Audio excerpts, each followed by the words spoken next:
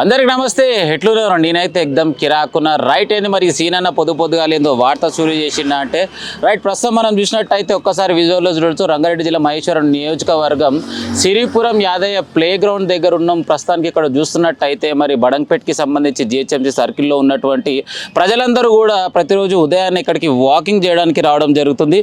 So మరి ఆ ప్రజలతోటి కొన్ని వాళ్ళ మనసులో ఉన్నటువంటి మాటలను తీసుకునే ప్రయత్నం చేస్తా. అన్న నమస్తే, ఏ పేరే అన్న? పచ్చలమారెడ్డి. సో ప్రస్తుతానికైతే ఇప్పుడు పెట్రోల్ డీజిల్ రేట్ అయితే పెరిగింది. దీనిపైన అసలు నువ్వు ఏం చెప్తావు? కాంగ్రెస్ ప్రభుత్వం వచ్చిన తర్వాత ప్రజలకు కొంచెం ఇబ్బంది కలుగుతుంది. నెక్స్ట్ టీఆర్ఎస్ ప్రభుత్వం రావడం జరిగినప్పుడు ఏ ప్రాబ్లం లేకుండే, అలానే ఇప్పుడు ఈ కాంగ్రెస్ ప్రభుత్వం వచ్చిన తర్వాత చాలా మంది ప్రజలు ఇబ్బందికరంగా ఈ మన ఉంది కదా, ఏమంటారు, బిల్డింగ్ కూలగొట్టుడు కానీ, ప్రజలకు ఇబ్బంది పెట్టుడు కానీ, హైడ్రా తీసుకొచ్చి బిల్డింగ్ కూలగొడుతారంట. అంటే ప్రభుత్వం చేసినట్టు పనుల్లో భాగంగా అక్రమంగా నిర్మించినటువంటి బిల్డింగ్లనే కూలగొడుతున్నాం అంటారు. దాన్ని మీరేమంటారు? స్థానికంగా చెప్పాలంటే ఏమంటే ఇప్పుడు ప్రజలను కూడా కొంచెం గరీబులు ఉంటారు, కొంచెం మనీ ఉన్న వాళ్ళు కూడా ఉంటారు. కాకపోతే కొంచెం గరీబులు చూసుకుంటా, లేని వాళ్ళని ఉన్న వాళ్ళని చూసుకుంటా ప్రభుత్వం నడిపేయాలని కోరుకుంటున్నాను. సో పేద ప్రజలను చూడాలంటే రైట్. అన్న నమస్తేనే, ఏం పేరు మీ పేరు? నా పేరు ఎస్ సింగయ్య. ఏం చేస్తుంటారు సార్? నేను రిటైర్డ్ ఎంప్లాయీని. సో పెట్రోల్ డీజిల్ రేట్ పెరిగింది కదా, దీనిపై మీ స్పందన? పెట్రోల్ డీజిల్ రేట్లు పెరుగుతాయి అనేటువంటి విషయము మరి అది చాలా కాలం నుంచి ఊహించిన విషయమే కదా. మరి ఊహించిన విషయం అయినప్పుడు ఇప్పుడు గత 5 రాష్ట్రాల్లో నుంచి ఎలక్షన్స్ జరుగుతున్నటువంటి క్రమంలో మరి అప్పుడు దాదాపు 2 నెలల నుంచి పెంచకుండా ఎలక్షన్స్ అయిపోయిన తర్వాత ఈ సమయంలోనే పెంచవలసిన అవసరం ఏమొచ్చింది? సో పెట్రోల్ డీజిల్ అనేది గతంలో కూడా 100 రూపాయలు అది క్రూడ్ ఆయిల్ బ్యారల్ ధర పెరిగినప్పుడు కూడా ఇంతగా పెంచుకోలేదు కదా. మరి ఇప్పుడు ఒక్కసారి ఇంతగా పెంచుకొని మరి ప్రజలపై భారం పడితే అది ఒక్క పెట్రోల్ డీజిలే కాదు కదా, అది ట్రాన్స్పోర్ట్ మీద పడుతుంది, పరిశ్రమల మీద పడుతుంది, ఎరువులు లేవంటున్న రైతుల మీద పడుతుంది, మరి విద్యుత్ మీద పడుతుంది, మరి అన్ని రంగాల పేద ప్రజల మీద కూడా పడుతుంది. మరి ఇప్పుడు ఉన్నటువంటి వాళ్ళు మరి మిడిల్ క్లాస్ మాత్రం దీనిలో చాలా సఫర్ అయ్యేటువంటి పరిస్థితులు ఉన్నాయి అనేటువంటి విషయాన్ని మరి మీకు అంటే కేవలం పెట్రోల్ డీజిలే కాదు, దాని ఇన్ఫ్లుయెన్స్ అనేటువంటిది సో మెనీ ఐటమ్స్ మీద పడుతుంది. కాబట్టి పెట్రోల్ డీజిల్ పెరగడం ద్వారా సామాన్య ప్రజలు కావచ్చు, ఉన్నత ప్రజలు కావచ్చు వాడుకున్న ఉన్నత ప్రజలకు పెద్ద ఇబ్బంది ఏమి ఉండదు. ఓన్లీ మిడిల్ క్లాస్ అండ్ పేద వాళ్ళకే ఇబ్బంది, కానీ ఉన్నత వాడికి ఏం ఇబ్బంది? వాడికి ఏమాత్రం ఏం కాదు, వాడికి ఏం కాదు. వాడు కాకపోతే ఈ రోజున ఫ్యాక్టరీస్కి సపోజ్ కొంత ప్రాఫిట్స్ ఉంటాయి, ఆ ప్రాఫిట్స్లో నుంచి కొంత పోతే పోవచ్చు, కానీ వాడికి ఏం పోతుంది? సో మొన్న హైదరాబాద్ కు మోడీ వచ్చి ఒక స్పీచ్ ఇచ్చిండి, ఏదైనా మీరు వాడుతున్నట్టు వాహనాలు తగ్గించుకొని తిరిగితే బాగుంటుంది. మరి ఇప్పుడు ఒకేసారి ఎలక్ట్రికల్ వాహనాలు వాడమన్నారు. ఇప్పుడు ఎలక్ట్రికల్ వాహనాలు కొనే శక్తి ప్రజల్లో ఉండాలి, ఎలక్ట్రికల్ వాహనాలు ప్రొడక్షన్ చేసేది కూడా ఉండాలి కదా. మరి చెప్తే ఇమ్మీడియట్ ఒక మాట చెప్పినంత మాత్రాన అయ్యే పని కాదు కదా. మరి ప్రజల్లో కొనుగోలు శక్తి రావాలి. అలాగే మరి కొనుగోలు శక్తి వచ్చిన తర్వాత ఒకేసారి ఎలక్ట్రికల్ వాహనాలు ఇన్ని డీజిల్ వాహనాలు పెట్రోల్ వాహనాలు తీసేసి ఎలక్ట్రికల్ వాహనాలు పడితే మరి కరెంటు కూడా దానికి కన్జ్యూమ్షన్ ఉంటుంది కదా, కావాలంటావు. మరి కరెంట్ కూడా కావాలి కదా. మరి మీరు ఎలక్ట్రికల్ ఊరకనే బ్యాటరీ ఛార్జ్ అవ్వదుగా, దానికి ఎంతో కొంత కరెంట్ తీసుకుంటుంది కదా. మరి ఈ విషయాన్ని మరి అవన్నీ కూడా ప్రజలకు మేలు చేసే ప్రభుత్వాలు ఉండాలని. Right, thank you very much.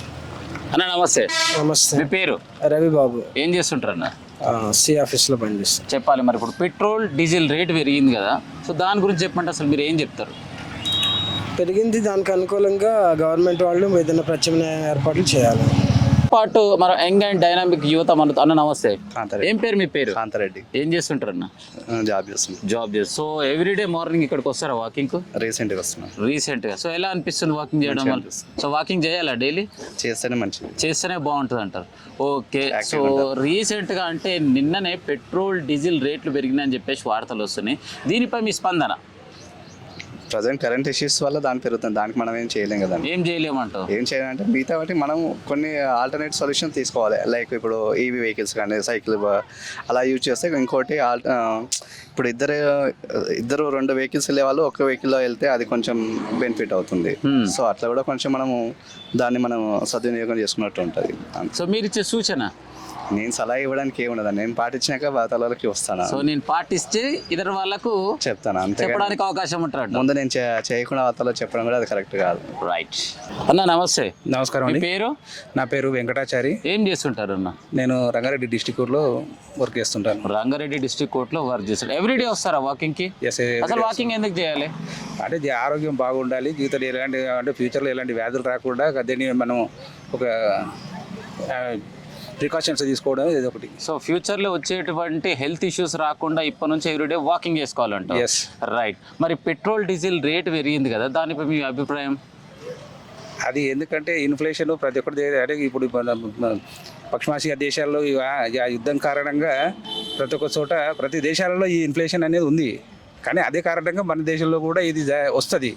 ఆ వచ్చిన దానికి అనుగుణంగా మనకు ప్రభుత్వం కొన్ని అంటే పెంచిన రేట్లు అంటే ఆ విధంగా పెంచకుండా కొద్దిగా ఏదంటే మనకు మధ్యతరగతి పీపుల్ మన దగ్గర ఎక్కువ ఉన్నారు కాబట్టి వాళ్ళకి అనుగుణంగానే ఈ రేట్లు పెంచడం జరిగింది. రూపాయి ఆటంలో పెంచితే బాగుంటుండే అంటారు. అంటే పెంచింది కరెక్టే ఇది, కాకపోతే 10 రూపాయలు అసలు కంపెనీలో కూడా నష్టాలు జరుగుతున్నాయి. ఆ నష్టాన్ని కూడా సెంట్రల్ గవర్నమెంట్ భరిస్తూ ఉంది. ఇప్పటికి కూడా ఇంకా 20 రూపాయలు ఇంకా భరిస్తూనే ఉంది సెంట్రల్ గవర్నమెంట్. అంటే ఆ రకంగానే వీళ్ళు 3 రూపాయలు పెంచారు. అంటే ఈ మధ్యతరగతి పీపుల్ ఎక్కువ ఉన్నారు, వీళ్ళ ఆర్థిక పరిస్థితులు అంతా బాగాలేవు అని చెప్పేసి యుద్ధం పరిస్థితి ఇప్పుడు బంగారు రేట్లు కానీ, ఆ తర్వాత కూరగాయల రేట్లు కానీ, ఆ తర్వాత ప్రతి ఒక్క దాని మీద ఇప్పుడు ఈ నిత్యావసర వస్తువుల మీద దీని ఎఫెక్ట్ అయితే పడుతుంది కదా. ఒక పెట్రోల్ పెంచడం వల్ల, పెట్రోల్ డీజిల్ పెంచడం వల్ల ఇండైరెక్ట్గా దీని వీటన్నిటి మీద ఖచ్చితంగా వస్తాయి ఇవన్నీ. సో కాంగ్రెస్ ప్రభుత్వం రూలింగ్ గురించి చెప్పమంటే అసలు ఏం చెప్తావు? అంటే అప్పుడున్న పరిస్థితులు వేరు, ఇప్పుడున్న పరిస్థితులు వేరు. ఆ టైంలో అప్పుడు అది పాపులేషన్ తక్కువ ఉన్నది, పాపులేషన్ ఇంకా పెరుగుతా పోతుంది. అదైతే నీడ్స్ కూడా పెరుగుతుంటుంది. ఇంకా లగ్జరీ లైఫ్ ప్రతి ఒక్కరు లగ్జరీ లైఫ్కి అలవాటు అయిపోయారు. అందుకే వ్యవసాయం చేసే వాళ్ళు తక్కువ అయిపోయారు, లగ్జరీ లైఫ్కి అలవాటు అయిపోయారు. అట్లాంటప్పుడు ఇంత ప్రొడక్షన్ తక్కువ అయిపోయింది. ప్రొడక్షన్ తక్కువైనప్పుడు ఆటో డిమాండ్ పెరుగుతూ ఉంది. డిమాండ్ పెరుగుతుంది, ఫుల్ఫిల్ చేయగలుగుతుంది అది. సో బెస్టే అంటావు Congress ruling? Congress ruling best అంటలేను నేను. కాంగ్రెస్ రూలింగ్ బెస్ట్ అంటలేను. ఇప్పుడున్న బీజేపీ గవర్నమెంట్ ఓకే. అంటే ఇప్పుడు ఉన్న ఈ పరిస్థితులు, ఎందుకంటే వరల్డ్ వైడ్ ఏవైతే పరిస్థితులు ఉన్నాయో అవి ఆర్థికంగా, ఆ పరిస్థితులకు అనుగుణంగా వీళ్ళు నిర్ణయాలు తీసుకోవడం ఓకే. ఇప్పుడు సో ఫైనల్గా డీజిల్ పెట్రోల్ రేట్ పెంచడం ద్వారా తప్పేం లేదు, అది పెంచడం మంచిది అంటావు? అంటే మీరు వాళ్ళు ఏం చేస్తారు సార్, వాళ్ళ చేతుల్లో ఉన్న పనులు కావు కదా అది. ఇప్పుడు మనం ఎందుకంటే ఎప్పుడైనా సరే అక్కడ నుంచి మనం దిగుమతులు చేసుకుంటాం, మన దగ్గర ప్రొడక్షన్ లేదు. అది అక్కడ నుంచి దిగుమతి చేసుకుంటున్నాం కాబట్టి ఆటోమేటిక్గా మనం వేరే వాళ్ళతో ఆధారపడము. అంటే ప్రధానమంత్రి చెప్పింది ఏదంటే ఒకటి మీరు తగ్గించుకోండి, అంటే లగ్జరీగా తిరగకండి, అనవసరంగా తిరగొద్దు, అదొక విధంగా కరెక్టే అది. సో ఏదేమైనా ఒక నలుగురు అయితేనే కారు తీయాలి, ఒక్కరిద్దరు ఉంటే బండి తీయాలంటావు? అంతే, కరెక్టే అది, అబ్సల్యూట్లీ. సో వ్యాయామం అంటే ఇది ఎట్లుందంటే నిజంగా హార్ట్ఫుల్గా చెప్పొచ్చు. ఏదేమైనా కూడా ఏసీ జిమ్ముల్లో చేస్తే మాత్రం మనకున్నటువంటి సెట్ బయటకు వచ్చే అవకాశాలు మాత్రం ఉండదు. సో ప్లే గ్రౌండ్లో చాలామంది రౌండ్ ఆఫ్ వాకింగ్ చేస్తున్న అన్న మాత్రం మంచిగా మ్యాట్ వేసుకొని రియల్లీ వండర్ఫుల్ వర్కౌట్. ఏదేమైనా కూడా తెలంగాణలో వర్కౌట్ అంటే గిట్లనే చేయాలి. అన్నను మళ్ళీ 2 ముచ్చట్లు అడిగి ప్రయత్నం చేస్తా. అన్న నమస్తేనే. నమస్తే అన్న. ఏం పేరు అన్న నీ పేరు? పేరు భిక్షపతి యాదవ్. భిక్షపతి యాదవ్ అంటే యాదవ్ అంటేనే దాంట్లో ఉంటట్టుంది కంటెంట్ నిజంగా. సో ఒక్కసారి లేచి కూర్చో అన్న చెప్పాలి, మరి ఇంత మార్నింగ్ టైంలో ఇంత ఓపెన్లో వర్కౌట్ చేస్తారు, అసలు ఇట్లా ఎందుకు చేస్తున్నావు అన్న మట్టిలో? సో మట్టిలో అది మనం దంగల్ అంటారు అన్నమాట. దంగల్ సో హనుమాన్ వంశాల ఉంది కదా, సో దాంట్లో మనకు తాలిం ఉంటుంది. తాలిం అంటే దంగల్. సో దాంట్లో మనం సపాటే, బైటక్, ఇండియన్ ఎక్సర్సైజ్ అంటారు అందరిగా. ఇండియన్ ఎక్సర్సైజ్లో చేస్తే మనకేం అవసరం లేదు, మన బాడీతోనే అన్నీ చేయొచ్చు, సూపర్గా చెమట వెళ్తుంది. సో చాలా మంది కూడా ఏసీ జిమ్లలో పోయి వర్కౌట్ చేస్తేనే సూపర్ అంటారు, వాళ్ళకి ఏ సమాధానం చెప్పు? అది only show up. Show up. ఇంత చెమట రాదు మీ బాడీలో చెమట తీస్తేనే మనం ఏదైనా ఎక్సర్సైజ్ చేసినట్టు, చెమట రాకపోతే మనం ఏం చేస్తలేనట్టు. సో ఇక్కడ ఇంత మంది అందరు వాకింగ్ చేస్తారు, మీకు కొంచెం షై ఫీలింగ్ అని అలాంటి ఏం అనిపిస్తలేదా? ఎందుకు అనిపిస్తుంది? మన వరకు మనం చేస్తున్నాం, వాళ్ళు మనం చూసి ఇన్స్పైర్ కావాలి, ఇంకా ఇన్స్పైర్ కావాలి. వా సూపర్ చెప్పినావు అన్న. సరే గట్లనే అన్న ఇంకొక ముచ్చట అడుగుతా, మరి పెట్రోల్ డీజిల్ రేట్ పెరిగింది కదా, దానిపైన ఒక ముచ్చట చెప్పమంటే ఏం చెప్తావు? పెట్రోల్ డీజిల్ ఇప్పుడున్న ప్రాబ్లమ్స్కి, ఆ కొట్టాటకి సో అలా చేస్తుంది కదా గవర్నమెంట్. ఏ డిసిషన్ తీసుకుంటే అది అట్లా ఫాలో అయిపోవాలి తప్ప మనం జరుగుతున్నటువంటి యుద్ధంలో భాగంగా క్రూడ్ ఆయిల్ మనకు వస్తలేదు కాబట్టి పెంచారంట అంతే. సో ఏదైనా కూడా మన కోసమే చేస్తున్నట్టు. ఇప్పుడు మనం ప్రజలం ఇక మన గవర్నమెంట్ సూచించుకున్నాం, పాటించాలి అంతే, తప్పదు. సో సూపర్గా మార్నింగ్ ప్లే గ్రౌండ్లో మాత్రం పిల్లల్ని తీసుకొచ్చి ఇక్కడ క్రికెట్ ఆడుతుంది పెద్ద మనిషి. అన్న నమస్తేనే. నమస్తే. ఏం పేరు మీ పేరు? నరేందర్. ఏం చేస్తుంటారు అన్న? ఆర్టీసీ. సో ఎట్లా నడుస్తుంది కొలువు? బాగుంది. ఎందుకు ఇంత పొద్దున ఎండకు మరి ఇక్కడ క్రికెట్ ఆడుతున్నారు? పిల్లలను తీసుకొని వచ్చాము ఈరోజు. సమ్మర్ కాబట్టి ఇంటికాడ ఈరోజు ఇంటి దగ్గర ఉంటాను, అందుకే పిల్లలను తీసుకొని వచ్చినాము. సో మార్నింగ్ పిల్లలతోటి క్రికెట్ ఆడితే హెల్దీగా హ్యాపీగా ఉంటుంది. హ్యాపీ ఉంటుంది. సూపర్ అన్న. ఎన్ని రోజులు అంత వస్తారు ఈ గ్రౌండ్ కి? 6 months అవుతుంది మేము సో ఇక్కడ. ఎలా అనిపిస్తుంది ఈ గ్రౌండ్? బాగుంది. సో ఈ గ్రౌండ్ ఎవరైతే ఏర్పాటు చేసిన వాళ్ళకి ఏం చెప్తారు? ఇప్పుడు చేసి అది సబితేంద్ర రెడ్డి చేసి ఉండొచ్చు. అందరి తరఫున మీకు ధన్యవాదాలు. సూపర్ అన్న. సో ఏదేమైనా కూడా మరి ఇప్పుడు పెట్రోల్ డీజిల్ రేట్ పెరిగింది కదా, దాని గురించి చెప్పమంటే ఒక మాట ఏం చెప్తారు? ఏం లేదు, అది కామనే. అది మన పరిస్థితి ఇప్పుడు బాగాలేదు కాబట్టి పెంచాల్సినటువంటి అవసరం వస్తుంది. సో క్రూడ్ ఆయిల్ అక్కడ నుంచి దిగుమతి తక్కువైంది కాబట్టి పెంచాల్సిన. సో మీరు ఇచ్చే ప్రజలకు ఒక సూచన ఏం చెప్తారు? అనవసరంగా తిరగకుండా పెట్రోల్ డీజిల్ కొంచెం పొదుపు చేస్తే బాగుంటుంది అని చెప్తాను. సూపర్. సో ఇప్పుడున్నటువంటి కాలంలో బాగా చాలా మంది పిల్లలు తల్లిదండ్రులు ఫోన్లు ఇచ్చేసి వాళ్ళకు టైంపాస్ చేయిస్తూ గడిపేస్తారు. వాళ్ళకి మీరు ఏం చెప్తారు? ఫోన్లు ఇవ్వకుండా వేరే మన యాక్టివిటీస్ అవి నేర్పిస్తే బాగుంటుంది అని. రైట్. హలో. ఏం పేరు నీ పేరు? సూర్య. ఏం చేస్తుంటావు?